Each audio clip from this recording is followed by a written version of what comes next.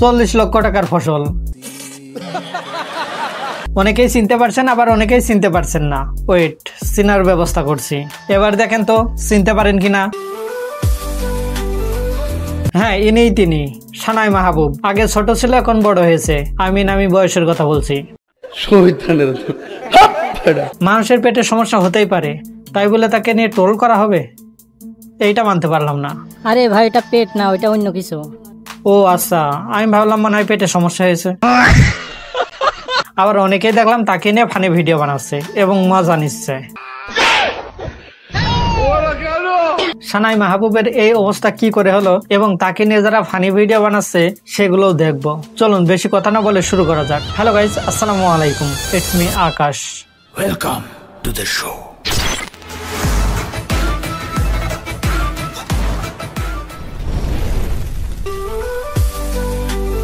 সানাই মাহবুব, যে কিনা নিচতলা ভাড়া দিয়ে উপরতলা বানিয়েছে, বাড়ির কথা বলছি।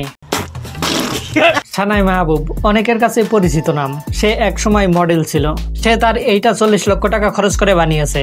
এইটা সার্জারি করার পর থেকেই অস্বাভাবিকভাবেই বাড়তে থাকে এবং বাড়তে বাড়তে আজ এই পর্যন্ত। সবসময় তার একজন লোক দরকার ধরার জন্য, ছাতা। অনেকদিন পর সানাই মাহবুব আবারও ভাইরাল হয়েছে তার 40 লক্ষ টাকার ফসল দিয়ে। কিছুদিন আগে সানাই মাহবুব তার স্বামীর নামে একটি মামলা করেছে। এই জন্য সে কোর্টে এসেছিল বিচার চাইতে। কিন্তু আমাদের দেশে কিছু সাংঘাতিক ভাইদের চোখে পড়ে গিয়েছে, আর সেখান থেকে আবারও ভাইরাল। সে যদি তার লেহাজ আমার হাতে না রাখে, আমি অবশ্যই আইনের প্রতি শ্রদ্ধাশীল বিচার চাই। আমি চাই আপনারা সবাই আমার পাশে থাকবেন। সব কথা বাদ দেন, একটু তার স্বামীর কথা ভাবেন। সে বেচারা কত কষ্টে আছে। যদি একবার চেপে ধরে তাহলে দম বন্ধ হয়েই মারা যাবে, কারণ তাদের ভিতরে একটু ঝগড়া চলছে। আর আমি এই বালিশের কথা বলেছি। আপনাদের মাইন্ডে তো খারাপ কেন? হ্যাঁ, एकदम इन्होंने वक्त बदल दिया, जज्बात बदल दिए, जिंदगी बदल दी।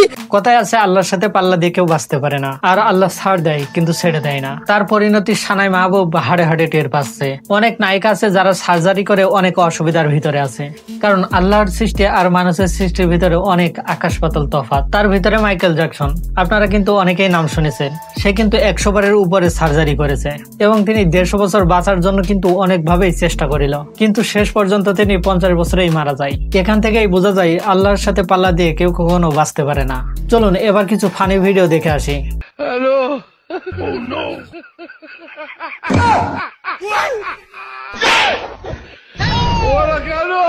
ये सब क्या देखना पड़ रहा है। বাইরে তার শাস্তি সে পাচ্ছে, তাকে নিয়ে মজা না করলেও হতো।